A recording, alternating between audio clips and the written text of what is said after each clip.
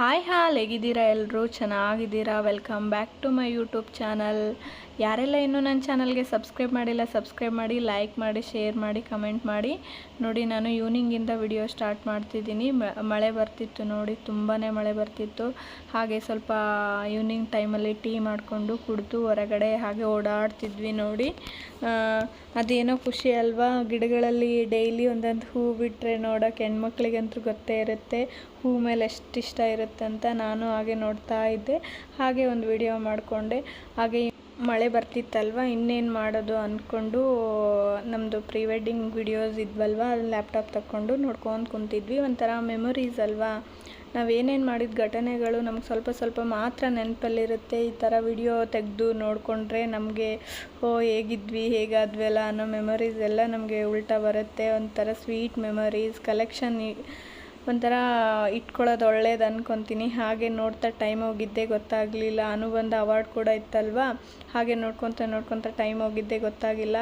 ಆಮೇಲೆ ಅಡುಗೆ ಮಾಡೋಣ ಅಂತ ಮಾಡ್ತಿದ್ದೀನಿ ನೋಡಿ. ನಾನು ಹೆಸ್ರು ಕಾಳಿನ ಪಲ್ಯ ಮಾಡ್ತಿದ್ದೀನಿ. ಹೇಗೆ ಮಾಡ್ತಿದ್ದೀನಿ ಅಂತ ನಿಮ್ಮ ಜೊತೆ ಶೇರ್ ಮಾಡ್ಕೊತಿದ್ದೀನಿ ಬನ್ನಿ.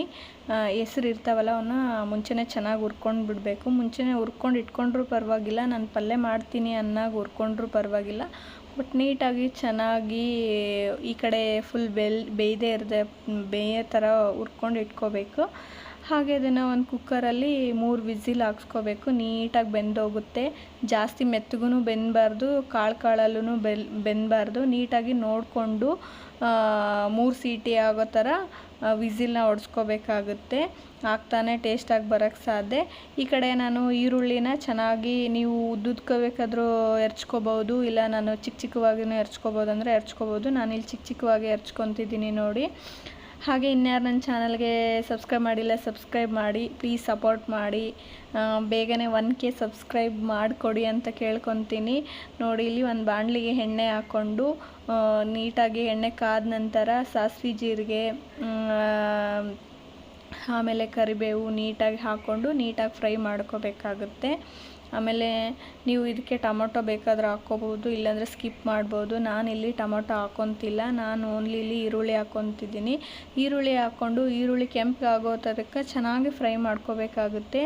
ಒಂಥರ ಈರುಳ್ಳಿ ರೆಡ್ ಆಗಿ ಸ್ಮೆಲ್ ಬರಬೇಕು ಗಮ್ ಅಂತ, ಆ ಥರ ಫ್ರೈ ಮಾಡ್ಕೊಂಡ್ಮೇಲೆ ನೆಕ್ಸ್ಟ್ ಏನು ಮಾಡಬೇಕಂದ್ರೆ, ನಾವು ಕುದಿಸಿರ್ತೀವಲ್ಲ ಕುಕ್ಕರಲ್ಲಿ ಕಾಳನ್ನು, ಅದನ್ನು ಇದಕ್ಕೆ ಹಾಕ್ಕೋಬೇಕಾಗುತ್ತೆ ನೋಡಿ. ಹಾಕ್ಕೊಂಡ ತಕ್ಷಣವೇ ಅದನ್ನು ಒಂದು ಸ್ವಲ್ಪ ಹೊತ್ತು ಮಿಕ್ಸ್ ಮಾಡ್ಕೋಬೇಕು. ಮಿಕ್ಸ್ ಮಾಡ್ಕೊಂಡ ತಕ್ಷಣವೇ ಇದಕ್ಕೆ ರುಚಿಗೆ ತಕ್ಕಷ್ಟು ಉಪ್ಪು, ಖಾರ, ಮಸಾಲ ಐಟಮ್ ನಿಮಗೆ ನೀವು ಏನೇನು ಹಾಕ್ಕೊತೀರ ಹಾಕ್ಕೋಬೋದು, ಹಾಗೇನಿಲ್ಲ. ನಾನಿಲ್ಲಿ ಖಾರ, ಅರಿಶಿನ, ಅಚ್ಚ ಖಾರದ ಪುಡಿ ಮತ್ತು ಗರಂ ಮಸಾಲ ಹಾಕ್ಕೊಂಡು ನೀಟಾಗಿ ಮಿಕ್ಸ್ ಮಾಡ್ಕೊತಿದ್ದೀನಿ. ನೆಕ್ಸ್ಟ್ ಇದಕ್ಕೆ ಹುಳಿ ಹಾಕ್ಕೋಬೇಕಾಗುತ್ತೆ, ಹುಣಸೆ ಹುಳಿ ಹಾಕ್ಕೋಬೇಕಾಗುತ್ತೆ. ಹುಣಸೆ ಹುಳಿ ಎಕ್ಸ್ಟ್ರಾ ಟೇಸ್ಟ್ ಕೊಡೋಕ್ಕೆ ಸಾಧ್ಯ ಆಗುತ್ತೆ ನೋಡಿ. ಇಲ್ಲಿ ನಾನು ಹುಣಸೆ ಹುಳಿ ಹಾಕ್ಕೊತಿದ್ದೀನಿ.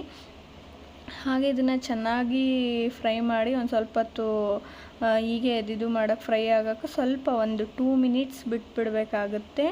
ಆಮೇಲೆ ಕೊತ್ತಂಬರಿ ಹಾಕ್ಕೊಂಡು ನೀಟಾಗಿ ಚೆನ್ನಾಗಿ ಕಲಿಸ್ಕೊಂಡು ಲಾಸ್ಟಿಗೆ ಕೊನೆಯದಾಗಿ ಶೇಂಗದ ಪುಡಿ ಹಾಕ್ಕೊಂಡು ಮಿಕ್ಸ್ ಮಾಡ್ಕೋಬೋದು, ಇಲ್ಲ ಹಾಗೆ ಮಾಡ್ಕೋಬೋದು ನೋಡಿ. ನೀಟಾಗಿ ಸರ್ವ್ ಮಾಡ್ತಿದ್ದೀನಿ. ಈ ವಿಡಿಯೋ ಯಾರಿಗೆಲ್ಲ ಇಷ್ಟ ಆಗಿದೆ ಒಂದು ಲೈಕ್ ಕೊಡಿ. Thank you for watching.